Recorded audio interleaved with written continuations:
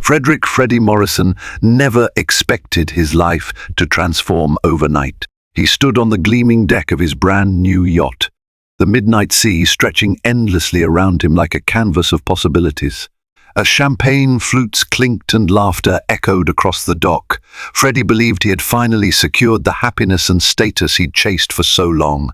Beneath the luxurious veneer, however, shadows of secrets threatened to unravel everything. Whispered rumors, concealed documents, and disquieting phone calls from his high-profile lawyer hinted that something catastrophic lurked behind his newfound success. Soon, a single revelation would upend his life, turning triumph into turmoil. Below is the full drama story, crafted as a sweeping narrative designed to immerse you in the extravagant world of a millionaire whose brightest moment is eclipsed by a secret that changes everything. Strap in for heartbreak, betrayal, and redemption. The final section offers a compelling conclusion and call to action. Freddie Morrison rested his forearms on the polished teak railing of his newly purchased yacht, the Celestial Fortune. Moonlight danced upon the gentle waves of the Atlantic, and a warm summer breeze brushed against his face. This was his moment, a testament to a lifetime of ambition and perseverance. All around him, guests sipped sparkling champagne and conversed in hushed, contented tones. Soft jazz music played in the background, giving everything the perfect air of understated grandeur. At 42 years old, Freddie had earned his reputation as a savvy investor who once turned a modest family inheritance into a small empire. But his recent feats went beyond mere stock market success. The acquisition of the Celestial Fortune was like placing a crown upon his head in a world that prized material splendor as proof of personal triumph. Only a month earlier, Freddie had brushed shoulders with high-profile magnates at a lavish charity gala hosted by Bill Gates in Seattle, exchanging pleasantries about philanthropic initiatives. That night, a casual conversation led him to make a crucial connection, a shipping tycoon named Richard Chauvel.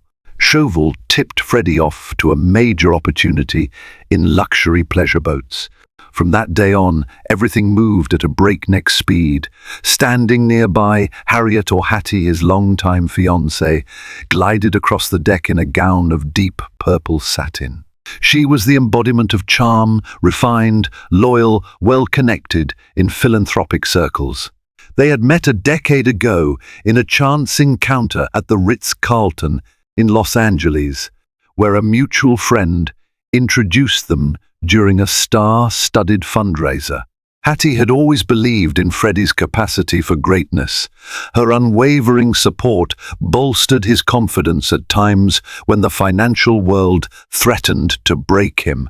She was also one of the few people who knew his humbler beginnings in rural Montana, the details of which he rarely disclosed. Freddie lifted his champagne flute, tipping it slightly in Hattie's direction before taking a long, satisfying sip. It was a gesture of gratitude, a silent thanks for her years of patience and faith in him. The boat's engines hummed reassuringly, reminding him that he had transcended the economic precariousness of his youth. Every swirl of the sea beneath the hull whispered freedom, power, and the sort of security he had once believed was unattainable. Yet that security was, in reality, more fragile than he imagined. Earlier that day, Freddie had received a cryptic text from his longtime attorney, Henry Blackwood. Blackwood had simply written, "We need to talk, in person, ASAP." Initially, Freddie brushed it off. Couldn't it wait until Monday? He was hosting an exclusive unveiling of his new yacht. Whatever it was, it surely couldn't overshadow an event of this magnitude. Yet, the text was soon followed by 2 missed calls, both from Blackwood's private number. A third message arrived. Potential legal crisis. Serious. Call me. Freddie tried to ignore the pangs of anxiety. Instead, he insisted that Hattie and his closest friends raise their glasses to toast his newest milestone. They cheered, the glasses clinked, and he attempted to bury his dread in the sparkle of champagne. But no matter how much he tried, a gnawing voice inside him wouldn't be silenced. Something wasn't right, and he could feel it coursing through his veins with every heartbeat. The night air on the deck carried on, breezy and calm. Dozens of invited guests, political figures, celebrities, and well-dressed financiers mingled, forming small circles of conversation. A few recognized faces: Liza Newton, a famous actress with diamond earrings that glittered under the yacht's deck lights, and Senator Marshall Barnes, who had championed legislation to reform banking regulations. They were the definition of high society, sipping top-shelf whiskey and discussing potential business collaborations. Freddie enjoyed his vantage point, watching the interplay of power, money, and ambition in an environment that had once felt like an unreachable stratosphere, but now he was undeniably part of it. Or so he thought. Halfway through the evening, he checked his phone again. Another missed call from Henry. Accompanying it was a single line of text: "We must see each other before the weekend ends." Although Freddie wasn't a man easily unsettled, a faint ache of apprehension had begun to claw at his composure. He made a mental note to meet Henry the following morning, telling himself that no matter what kind of legal issue might be brewing, he could handle it. He was, after all, the unstoppable Freddie Morrison. A rustle behind him made him pivot quickly, only to see Hattie approaching. The concern evident in her eyes revealed she had sensed his unease. "Is everything all right?" she asked, voice low to avoid drawing the attention of their distinguished guests. Freddie forced a smile. "Just some legal business. Henry's being dramatic. I'll deal with it soon." Hattie nodded, but the worry lines on her brow remained. "Don't let it spoil tonight. You've worked too hard to get here." He placed a hand on hers. "Nothing can spoil this," he said, hoping his confidence would reassure her and himself. But behind that veneer, doubt lingered like a shadow just out of sight. Early the next morning, Freddie arranged a meeting with Henry Blackwood at a discreet cafe overlooking the marina. Though Henry's typical haunt was the plush environment of his downtown law firm, he insisted upon an off-site location for privacy. When Freddie arrived, the cafe was still setting out fresh croissants. Only a smattering of patrons sat at the tables inside. The soft aroma of espresso infused the air. Henry sat in a corner booth, his face etched with an uncharacteristic tension. A grey-haired man in his late 50s, Henry had served as Freddie's legal counsel for nearly 15 years. He was known for his meticulous, unflappable demeanor. Freddie slid into the seat opposite him. "Good morning," he offered, striving for casualness. "I hope this is urgent, or else you're ruining my Sunday." Henry drew in a measured breath. "Freddie, thanks for seeing me. There's a situation involving your inheritance and your recent investment in the yacht." The mention of his inheritance immediately put Freddie on edge. He'd acquired a small sum from his late uncle, Harrison Morrison, over a decade ago. That money had catapulted him into investing, though it was only the seed for the vast portfolio he held now. "I haven't thought about that in years," Freddie remarked, forcing a chuckle. "What's the issue?" Henry leaned forward. "Do you remember signing the final documents that gave you the proceeds from Harrison's estate?" Freddie shrugged. "Yes. I had just turned 30. I remember a stack of legal papers as thick as a phone book, disclaimers, and the rest." A tick tightened at Henry's jaw. "We have reason to believe that the will's authenticity is in question." Freddie's laughter emerged, but it was hollow. "Henry, you can't be serious. I used that money ages ago to create what I have now, and if anyone had a problem with it, they could have brought it to me a long time ago. Why now?" Henry's gaze shifted as though he wanted to glance over his shoulder. Because a new claim has emerged from your cousin, Ingrid Morrison, who alleges that the will we probated was not the final version. She contends there was a later will, one that leaves you nothing. It felt as if time stilled. Freddie set down his untouched coffee, trying to maintain composure.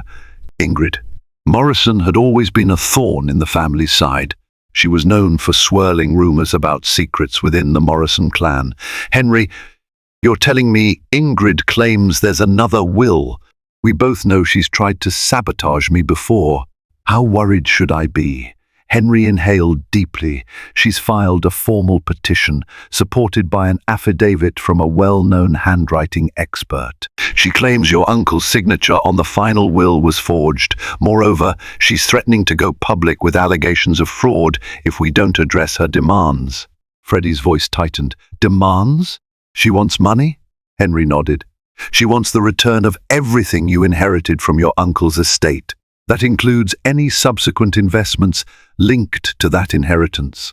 And your new yacht would be in the crosshairs, considering part of your net worth is traceable to that initial sum. Freddie felt a slow burn of anger in his chest. This is blackmail. It's unscrupulous. Henry tilted his head. It is, but if this goes to court and a judge or jury sees enough evidence to doubt the authenticity of the will, Ingrid might have a case. Freddie clenched his fists. All my money is traceable to that seed. That's over a decade's worth of growth and reinvestment. Are we to say everything is suddenly built on a lie? Henry leaned back slightly. We're not there yet. But we do have to take this very seriously. A flood of tension rolled through Freddie, his mind racing. The celestial fortune, his glorious new possession, could be at the center of a vicious legal storm. And if Ingrid's claims gained traction, it wouldn't just be about money. It would be about tarnishing his entire legacy. I'll fight, Freddie murmured after several moments. Whatever it takes, Henry nodded. But the gravity in his eyes remained. We need to gather all records, recheck the chain of estate documents, consult our own handwriting expert, and be prepared. This won't be resolved overnight. Freddie set his jaw. Fine, let's do it. But I won't let her take everything I've built. At that moment, a barista approached to refill their coffee. Freddie forced a tight smile, trying to hide the swirl of anxiety beneath the surface. When the barista left, he asked, "Is there anything else I should know?" Henry hesitated. One more thing.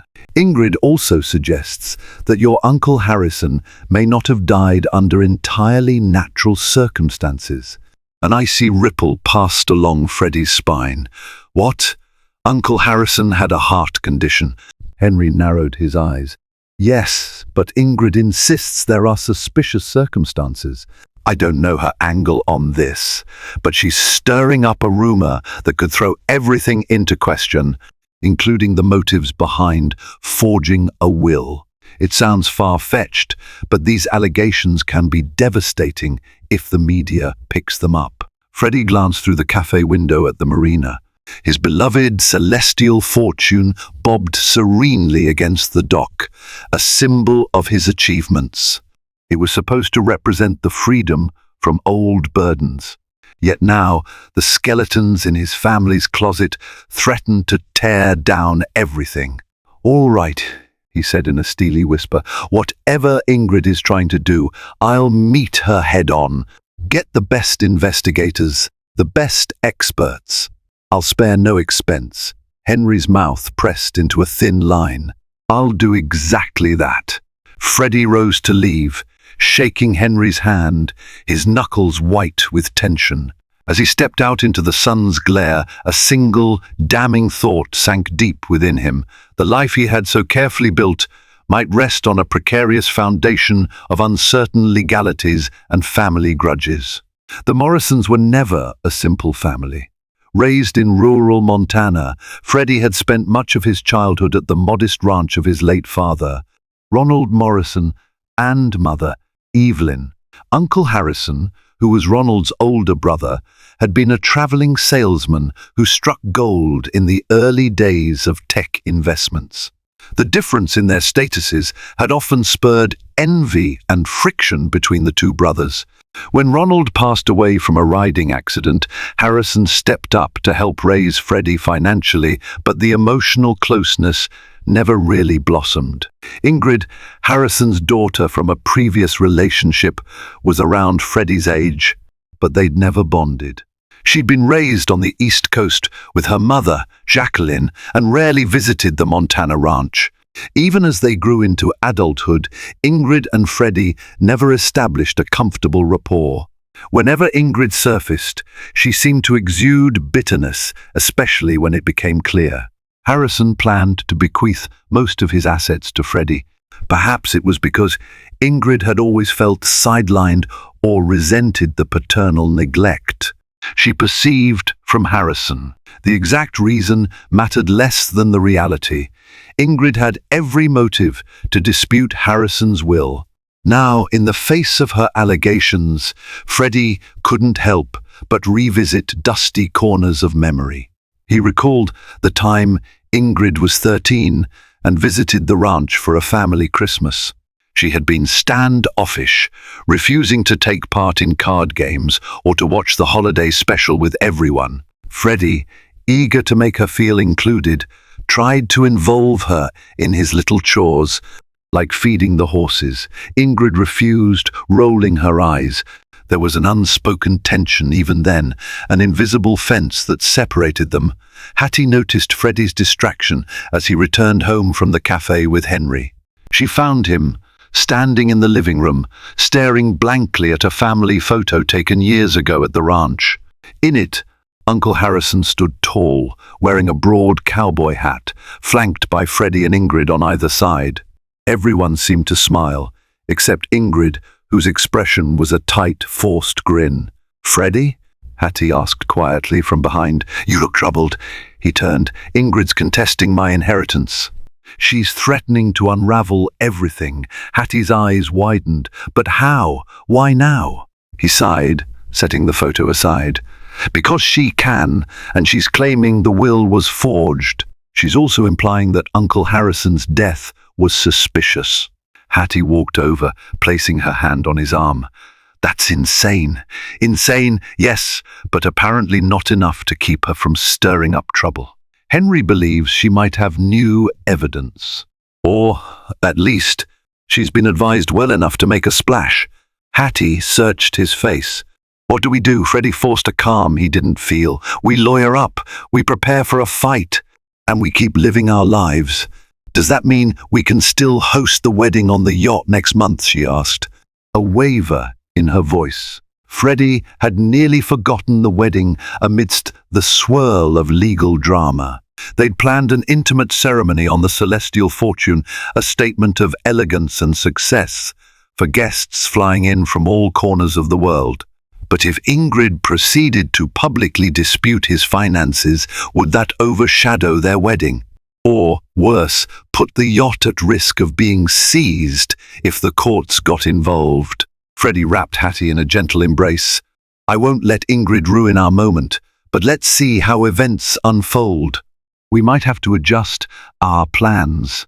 Outside the living room window, the setting sun painted the sky with streaks of orange and pink. In that fading light, Freddie felt the promise of a new day, overshadowed by the creeping darkness of familial strife. He resolved then and there not to let his entire future be torn away by someone else's vendetta. Little did he know that Ingrid wasn't the only person from his past about to make waves in his carefully curated life. Over the next few days, Henry assembled a small battalion of legal assistants and external consultants to scrutinize every scrap of Harrison Morrison's estate paperwork. Freddie attended endless meetings, some in Henry's high-rise office with floor-to-ceiling windows, others in the hush of specialized archives. The uniform smell of old documents, dust and coffee permeated the air as they toiled to build a defensive case. Freddie found himself reading lines of archaic legal jargon that promised to melt his brain if he stared too long. But he was determined to remain involved. This was his life's foundation, after all. He recalled how Uncle Harrison, in his final months, had confided to him that he intended to set things right in their fractured family. Harrison insisted he wanted to give Freddie a head start in life because, growing up, Freddie hadn't enjoyed the privileges Ingrid had on the East Coast. This memory served as a tether to sanity when everything else felt chaotic. One afternoon, Henry introduced Freddie to a seasoned forensic document examiner named Dr. Gabriel Lansing. Lansing wore wire-rimmed glasses perched at the tip of his nose and spoke in an almost mechanical monotone, precisely articulating each syllable. His office was cluttered with magnifying equipment, ultraviolet lamps, and reams of academic articles on handwriting analysis. After a polite exchange, Lansing explained the scope of his investigation. "We will examine the signatures on the contested will and compare them to verified samples of Harrison Morrison's handwriting and signature from the same period. We'll look at pen pressure, letter formation, ink consistency, stroke habits, and any signs of simulation or forgery. At the same time, we'll attempt to date the paper, the ink. It's quite a process, but it can be conclusive if there's an actual forgery." Freddie nodded, the heaviness in his chest loosening slightly. If Ingrid's accusations were false, Lansing's expertise might definitively prove it. But then Lansing added, "However, if Ingrid has legitimate evidence, or if the new will is indeed genuine, we need to be prepared for that possibility." That blunt statement pulled Freddie back into a state of dread. Every question needed an answer. As he left Lansing's office, he tried to bury the kernel of panic forming in his mind. What if Ingrid truly had the real final will? On the ride home, Freddie's phone rang. The screen displayed a number he didn't recognize. Normally, he'd ignore such calls, but something compelled him to pick up. "Mr. Morrison," a voice said smoothly. "My name is Charles Delacroix. I'm an investigative journalist with the New York Star. I'd like to speak with you about some information I've come across regarding Harrison Morrison's estate." Freddie's heart sank. "I'm not interested in giving interviews at this time." Delacroix persisted. "I understand, but you should know the story is already in motion. We have reason to believe Ingrid Morrison has filed a formal legal challenge, and there are rumors about the cause of your uncle's death." Freddie tensed. "Rumors that are baseless." "I hear you," Delacroix said with the coolness of someone used to controversy. "But these rumors are in the public domain now. I have documents I'd like you to confirm or deny.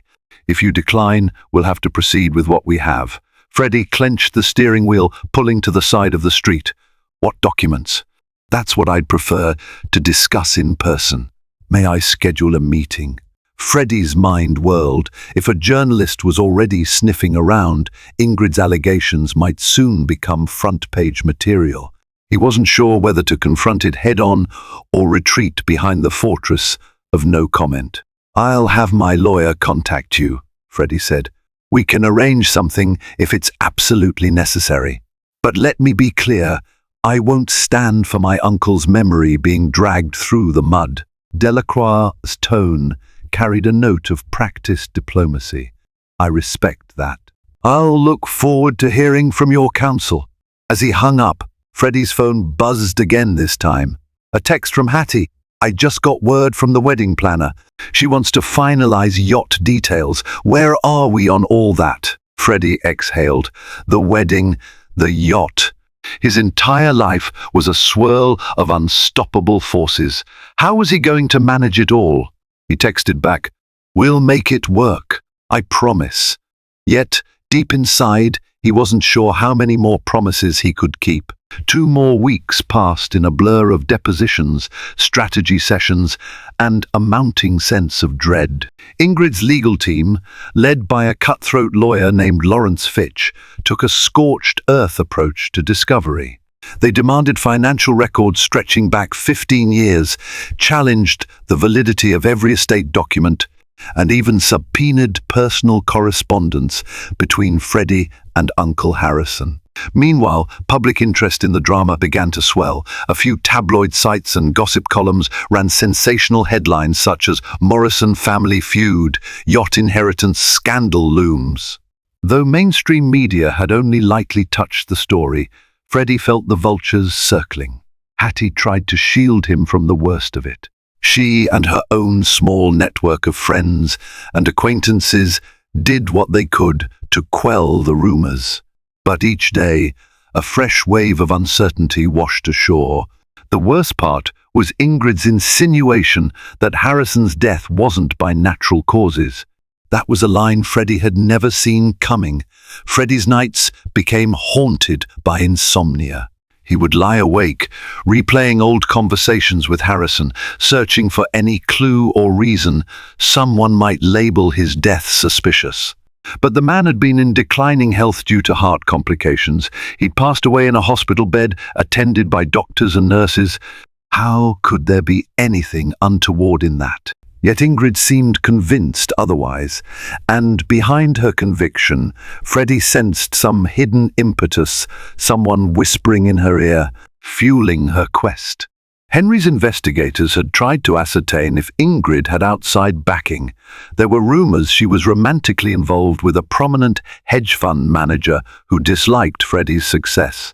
But nothing conclusive.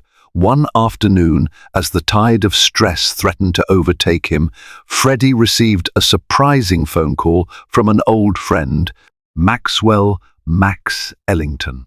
They had attended a prestigious mentorship program together over a decade ago, forging a friendship based on mutual respect for each other's hustle.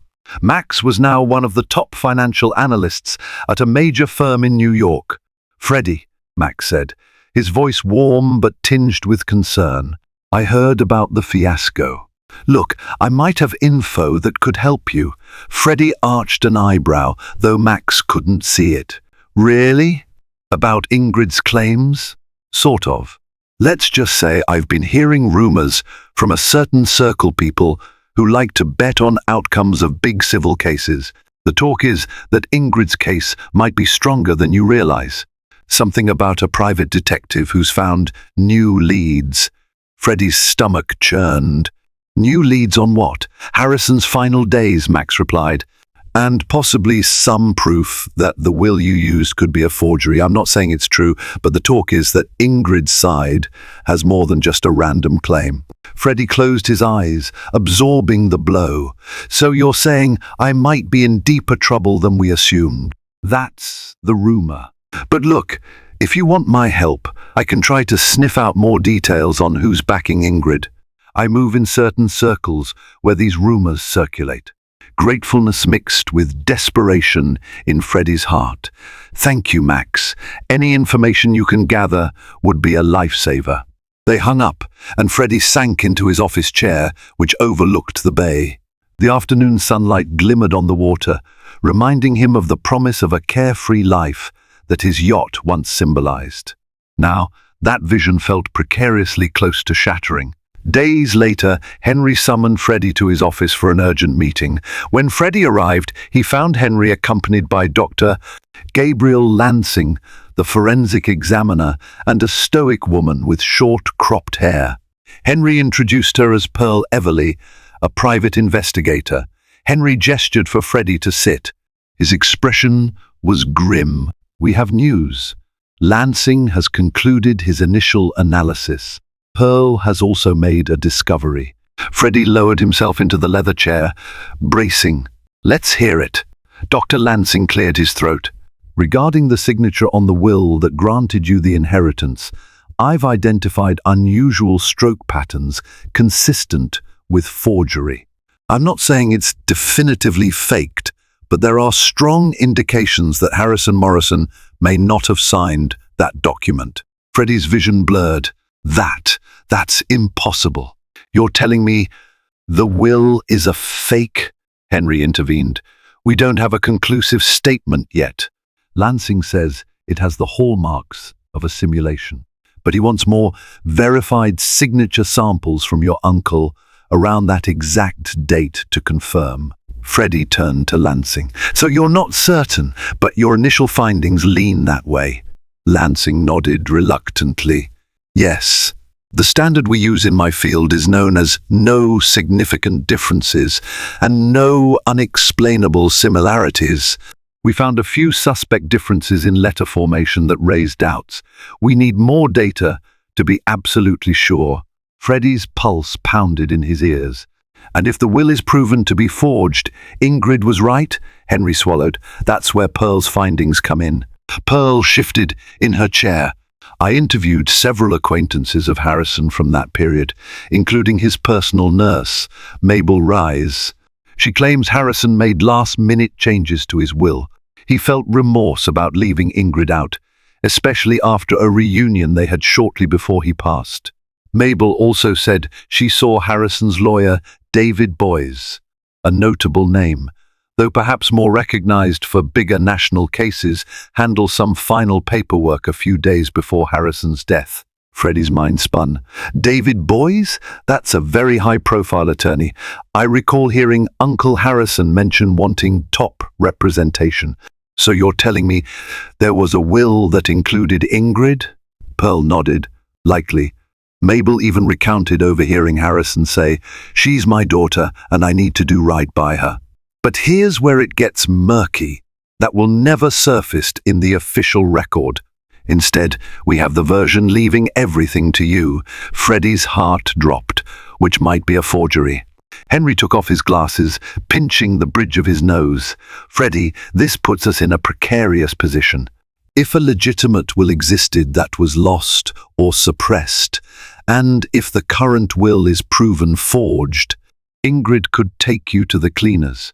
Not just financially, there could be criminal implications if she alleges you were involved in the forgery. A breath shuddered from Freddie's lungs. But I had nothing to do with forging a will. I'm not a criminal. Henry placed a reassuring hand on his shoulder. I believe you. But the facts are stacking up. Ingrid's attorneys will spin a story that you orchestrated this entire fraud. Freddie felt heat crawling up his neck. Why would Uncle Harrison's final will vanish and a forged one emerge? This is insane. Are you suggesting someone else tampered with it? Pearl nodded gravely. That's exactly what we're suggesting. The question is, who and why? It could have been someone who stood to gain. If you came into money, an old business partner, a caretaker, or a family member who wanted to create tension. We don't know yet. A dense silence filled the room, broken only by the distant hum of traffic outside. Freddie stared out the window at the busy city street, heart pounding as though he'd just sprinted a marathon.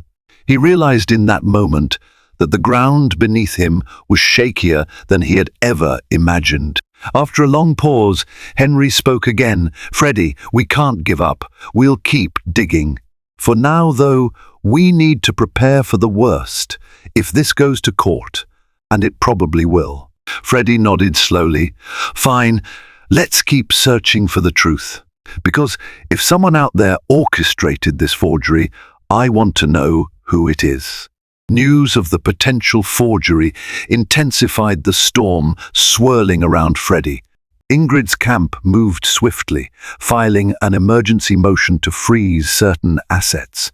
Though the judge denied an outright freeze, an air of uncertainty loomed over Freddie's finances. His yacht, the Celestial Fortune, became a symbolic target in the tabloids, with headlines proclaiming gilded ship or ill-gotten gains. Hattie, determined to stand by Freddie, continued with wedding preparations, though her usual smile seemed strained. She worried about whether the ceremony would become a media circus, overshadowed by legal drama. Each day, she reassured Freddie that their love was what mattered most, but he could see the toll it took on her. Her eyes revealed flickers of anxiety as friends and family voiced concerns about the scandal. In the midst of this turmoil, an unexpected phone call came from Ingrid herself. Freddie stared at the screen, disbelieving, before answering in a curt tone. What do you want? She hesitated. Freddie, can we meet? He almost laughed at the audacity. So you can throw more accusations in my face? Her voice was subdued, lacking the venom he expected. I just want to talk. In private, you pick the place. Freddie doubted the sincerity of her request, but felt compelled to agree, if only to see what new game she was playing. They arranged a meeting for the next evening at a small tavern near the dock. When she arrived, Ingrid looked far different from the frosty figure he recalled. Gone were the upscale East Coast designer clothes. She wore a simple grey blouse and jeans, her hair pulled back in a low ponytail. She appeared tired, as though carrying the weight of the world. They found a secluded corner table. Ingrid ordered a glass of white wine, Freddie a sparkling water. For a while, neither spoke, tension swirling between them. Finally, Ingrid broke the silence. You must think I'm the devil, she said quietly. Freddie eyed her warily. You have given me reason. She exhaled, fiddling with the stem of her wine glass. Look, I'm not here to apologize for seeking what I believe is rightfully mine. You got everything, and I got nothing, even though I'm Harrison's daughter. That's not fair. Freddie bit back a retort. Instead, he said, Fine, you feel cheated, but do you have to destroy me in the process? Her gaze flicked up. Destroy you? That's dramatic. You're wealthy. Even if the will is overturned, you'll still have plenty. Freddie leaned forward. You're accusing me of forging the will and hinting my uncle was murdered. That's not just dramatic, that's malicious. Ingrid's eyes widened. That rumor about murder, that didn't come from me. My lawyer mentioned we had to examine all possibilities, but I never said I believed it. Freddie snorted. Right. You just let that rumor float around, tarnishing everything I worked for. She sipped her wine, her movements deliberate. You know, if there truly was a second will, we could both get something. Maybe the truth is my father wanted to provide for both of us. Freddie recalled the conversation with Pearl about Harrison's potential remorse for cutting Ingrid out. Are you saying you want to compromise? She toyed with the rim of the glass. I'm not here to negotiate yet. But I'm not a monster. If there's a scenario where we find the real will, if it still exists, and it splits the inheritance, then that's what I want. Freddie studied her face, searching for sincerity. So what's with your lawyer's scorched earth approach? She shrugged, looking away. He advises me to push hard. He says your lawyers won't negotiate otherwise. Freddie took a measured breath.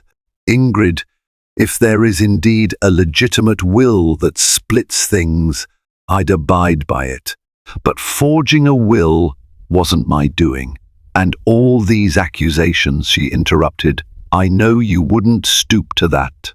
Maybe it was done by some third party, but as of now, my best legal strategy is to hammer away at the existing will's validity, which smears me in the process, Freddie said bitterly. An uneasy silence settled. Then Ingrid's gaze softened, and for the first time, Freddie saw the hurt she carried. I just want to feel like my father valued me. You and I both know Harrison was distant.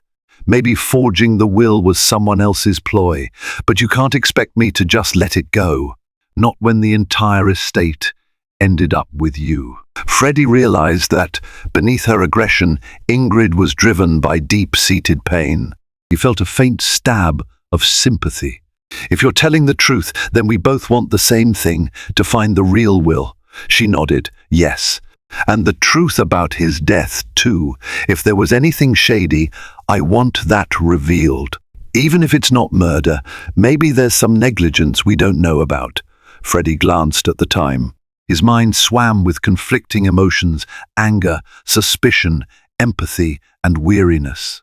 All right, Ingrid. We'll keep looking for the truth. But if you drag me through the mud without cause, I'll defend myself. She signaled for the check. I get it. Let's just say, if I find something definitive, I'll come to you first, before going public. Maybe we can figure this out without a war. He nodded curtly. Maybe.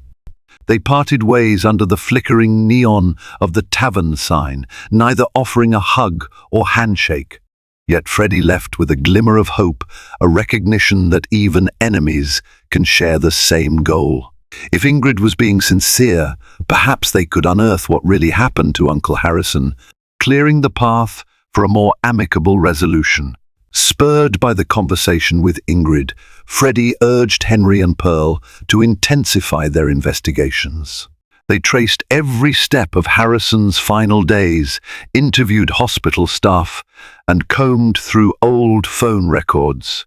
It was painstaking, but at last they uncovered a lead, a string of calls between Harrison and a man named Gregory Caldwell, a lesser-known estate lawyer who occasionally partnered with David Boys.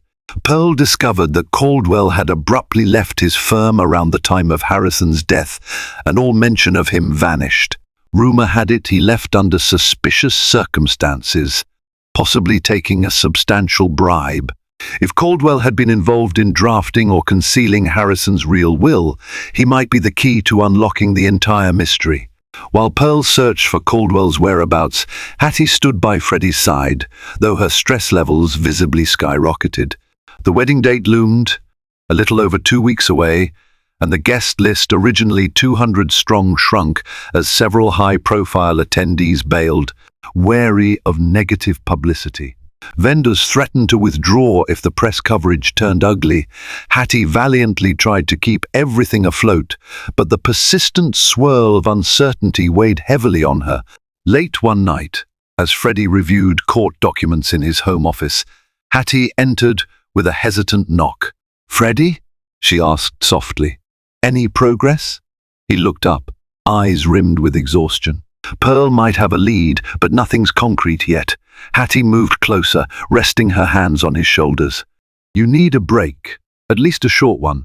Freddie leaned his head back, allowing her warmth to momentarily soothe him. "How can I rest when everything's unraveling?" she sighed. "I understand, but you're driving yourself to the edge. Maybe we can take the yacht out for an afternoon, just a short ride." Freddie thought of how the celestial fortune had begun to feel more like an albatross than a symbol of achievement. The press had camped out around the dock, hungry for photos, yet the idea of being on the water, even briefly, felt freeing. "Let's do it. Tomorrow afternoon." The next day, the sun shone brightly as they boarded the yacht with a skeleton crew. Hattie insisted on a minimal group, hoping to avoid any media scrutiny. Freddie stood at the helm, letting the wind run through his hair. It felt almost normal, like how it should have been if life hadn't spiraled into chaos. They cruised leisurely along the coastline. For a moment, Freddie allowed the rhythmic sound of waves to lull his anxieties. The horizon stretched wide and clear. Hattie joined him, a soft smile on her lips. "We'll get through this," she said quietly. Freddie wrapped an arm around her. "We have to." After a peaceful hour at sea, they decided to return to the marina.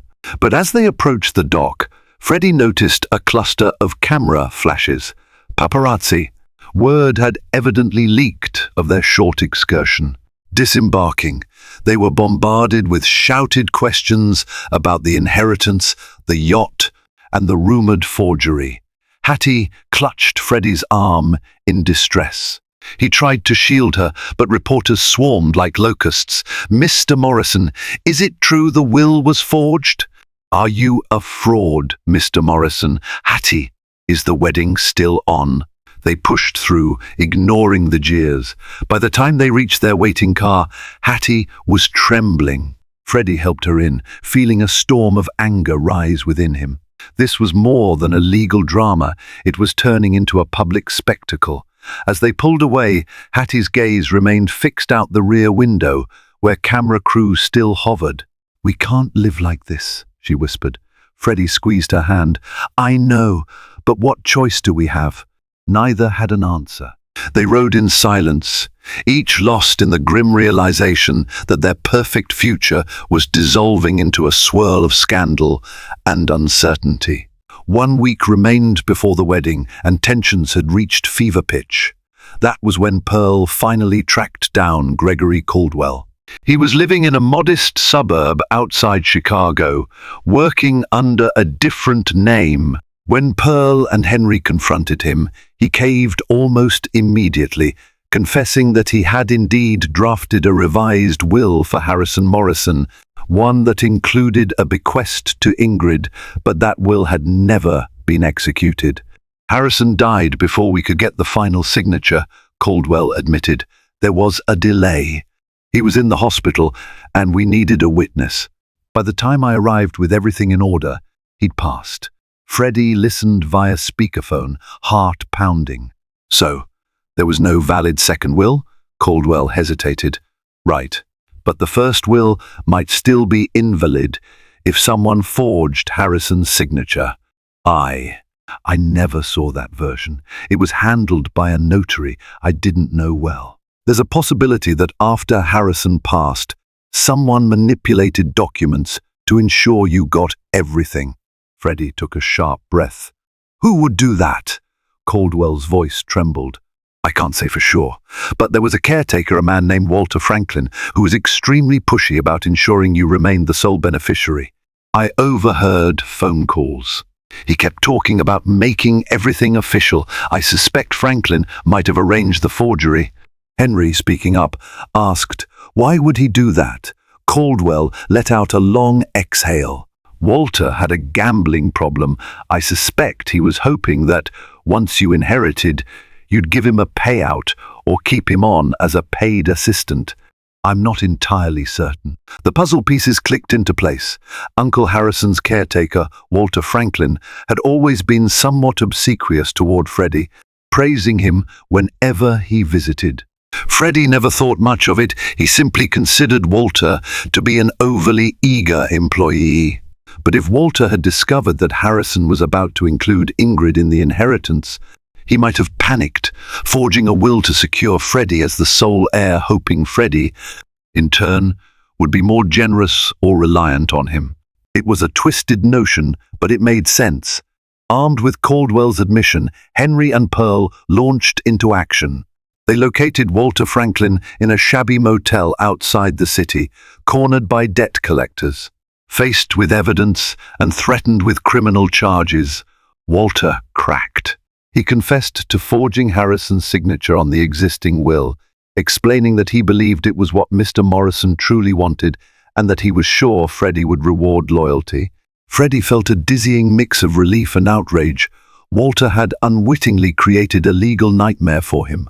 In forging that will, Walter had doomed Freddie to accusations of fraud and theft, yet ironically, Freddie had never even known.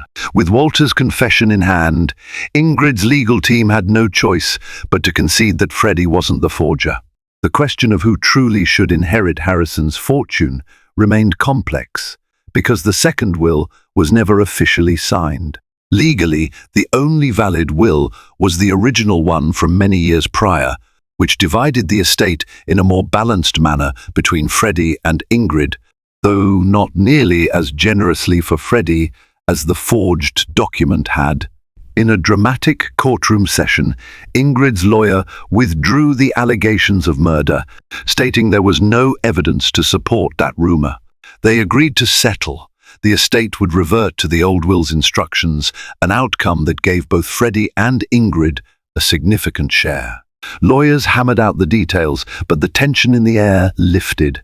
Outside the courthouse, Freddie and Ingrid stood on the steps, besieged by reporters. This time, Ingrid stepped forward first. We have resolved our differences. We both wish to honor our father's memory. There was a misunderstanding that led to a legal conflict, but we're working together now. Freddie nodded in agreement. Yes, we found the truth. And that's what matters. My Uncle Harrison's legacy is intact. For once, the cameras did not feel as hostile. The story now had a resolution, and the press was eager to move on to the next scandal. As reporters dispersed, Freddie turned to Ingrid. So, guess we're not mortal enemies anymore? She offered a small grin. Guess not. I'm sorry for all the havoc. I just wanted what I felt was fair. Freddie sighed, extending a handshake. I know, Let's do better for what remains of this family." She shook his hand, their eyes revealing a shared desire to end the animosity. The wedding day arrived only a few days later, albeit scaled down. A smaller group of intimate friends and family gathered aboard the Celestial Fortune, which Freddie still legally owned. Though the estate settlement was in progress, there was no restriction preventing him from using the yacht, especially now that Ingrid's accusations were resolved. White roses adorned the deck. A soft sea breeze ruffled Hattie's veil as she walked down the makeshift aisle, a radiant smile lighting her face. Freddie waited at the altar, wearing a crisp suit and a look of reverent awe. Their eyes locked, and in that moment all the turmoil and stress melted away. This was their day, untarnished, at last, by the swirling maelstrom of scandal. Henry stood by as one of Freddie's groomsmen, relieved that the crisis had been averted. Ingrid, quietly seated in a back row, watched the ceremony with subdued joy. She wore a pastel dress, a hint of a smile on her lips, an olive branch for a future devoid of bitterness. When the officiant pronounced Freddie and Hattie husband and wife, cheers erupted, mingling with the soft crash of waves against the hull.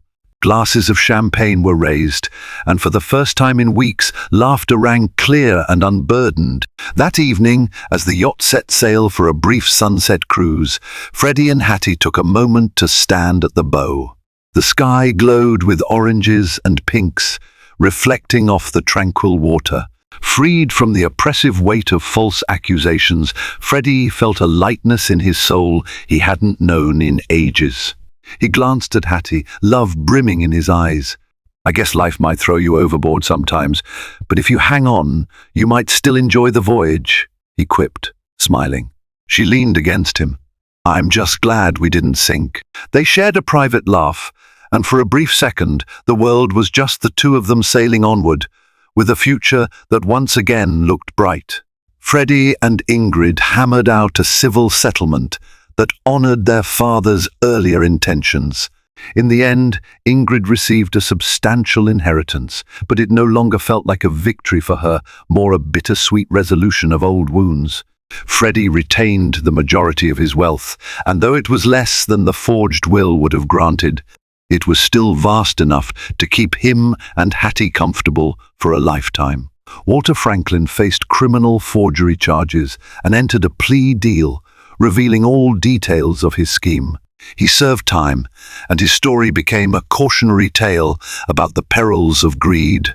With the scandal resolved, Freddie found his reputation largely intact, buoyed by the sympathy of those who recognized he had been just as much a victim of the forgery as Ingrid. They stood hand in hand, aware that not every storm in life could be predicted or avoided. But they also knew that with faith, resilience, and an unwavering commitment to the truth, one could weather even the fiercest of gales. If you found this story gripping the unexpected inheritance, the hidden motives, and the powerful bond of love overcoming adversity, then share your thoughts in the comments below. Don't forget to like this video if it kept you on the edge of your seat, and subscribe to our channel for more dramatic real-life fiction. Hit that notification bell so you won't miss our next tale of ambition, betrayal, and redemption. Thank you for sailing with us through this saga of secrets and second chances. We look forward to having you aboard for our next adventure.